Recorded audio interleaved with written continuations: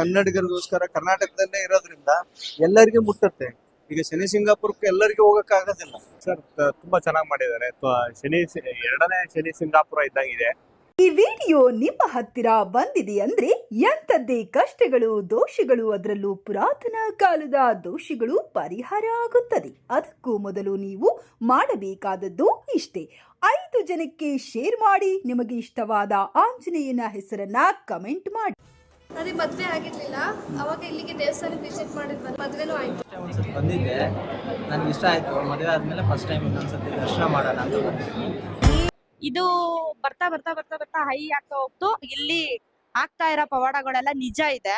ನೀವು ಎಲ್ಲೇ ಹೋದರೂ ನಿಮ್ಮ ದೋಷ ಪರಿಹಾರ ಆಗಿಲ್ಲ ಅಂದ್ರೆ ಖಂಡಿತ ನಿಮ್ಮ ಜಾತಕದಲ್ಲಿ ದೋಷ ಇದ್ದೇ ಇರುತ್ತದೆ. ಒಮ್ಮೆ ಇಲ್ಲಿ ಭೇಟಿ ಕೊಟ್ಟರೆ ದೋಷ ನಿವಾರಣೆಯಾಗುತ್ತದೆ ಎಂಬುದು ಭಕ್ತರ ನಂಬಿಕೆ. ಯಾಕೆಂದರೆ ಇದು ತ್ರಿವೇಣಿ ಸಂಗಮ ಕ್ಷೇತ್ರ.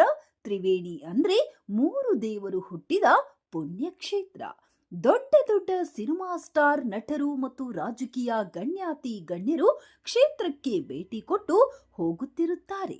ಯಾಕೆಂದರೆ ಶ್ರೀ ಕ್ಷೇತ್ರದಲ್ಲಿ ದಂಪತಿ ಸಮೇತ ನೆಲೆಸಿರುವ 9 ಗ್ರಹಗಳು ಇಲ್ಲಿ ಇವೆ. 9 ಗ್ರಹಗಳಿಗೆ 9 ಧಾನ್ಯಗಳನ್ನ ಅರ್ಪಿಸಿದರೆ ನಿಮ್ಮ ದೋಷಗಳು ನಿವಾರಣೆಯಾಗುತ್ತವೆ, ನಿಮ್ಮ ಇಷ್ಟಾರ್ಥಗಳು ಈಡೇರುತ್ತವೆ.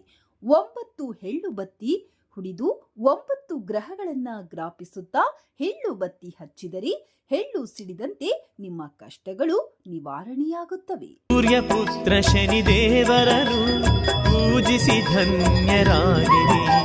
ಛಾಯ ಕುವರ ಮಹನೀಯನ ನಿತ್ಯ ಸ್ಮರಣೆಯ ಮಾಡಿರಿ. ಅದೇ ಮದುವೆ ಆಗಿರ್ಲಿಲ್ಲ, ಅವಾಗ ಇಲ್ಲಿಗೆ ದೇವಸ್ಥಾನಕ್ಕೆ ವಿಸಿಟ್ ಮಾಡಿದ್ವಲ್ಲ, ಗುರುಜಿ ಮಾತಾಡ್ಸ್ಕೊಂಡು ಹೋಗಿದ್ವಿ. ಅವರು 9 ತಿಂಗಳಲ್ಲಿ ನಿಮ್ಮ ಮದುವೆ ಆಗುತ್ತೆ, ಒಳ್ಳೇದಾಗುತ್ತೆ ಅಂತ ಹೇಳ್ಬಿಟ್ಟು ಕಳಿಸಿದ್ರು.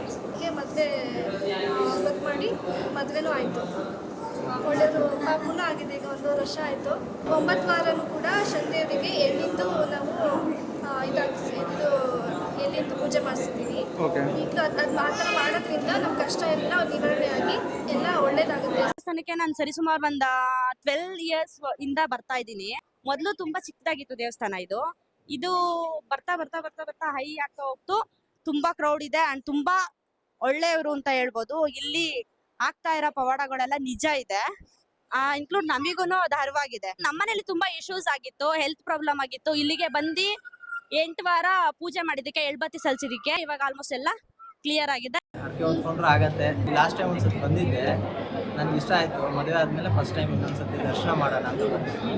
ಮದುವೆಗೆ ಮುಂಚೆ ಒಂದ್ಸತಿ ಬಂದಿದ್ದೆ, ತುಂಬ ಚೆನ್ನಾಗಿ ಅನಿಸ್ತು. ಅದಕ್ಕೆ ನಾನು ಫಸ್ಟ್ ಟೈಮ್ ಕರ್ಕೊಂಡ್ಬಂದೆ. ಇವಾಗ ತುಂಬ ಡೆವಲಪ್ ಮಾಡಿದ್ದಾರೆ. ಸೊ ಅದರಿಂದ ನೋಡೋಕೆ ತುಂಬ ಚೆನ್ನಾಗಿದೆ. ಮತ್ತೆ ಮತ್ತೆ ಬರ್ಬೇಕು ಅನಿಸುತ್ತೆ. ಬಂದಮೇಲೆ ನಾನು ಇವತ್ತೇ ಫಸ್ಟ್ ಟೈಮ್ ನೋಡಿದ್ದು ಅಲ್ಲಿ ಆಂಜನೇಯನ ಸ್ಟ್ಯಾಚ್ಯೂ. ನೋಡಿದ ತಕ್ಷಣ ಹಬ್ಬ ಹೇಗಿದೆ ಅಂತ ಅನ್ನೋ ಫೀಲ್ ಆಯಿತು. ಬಂದು ಶನಿದೇವರಿಗೆ ಅಂತ ಅಂದರೆ ಕಪ್ಪೆಳ್ಳು.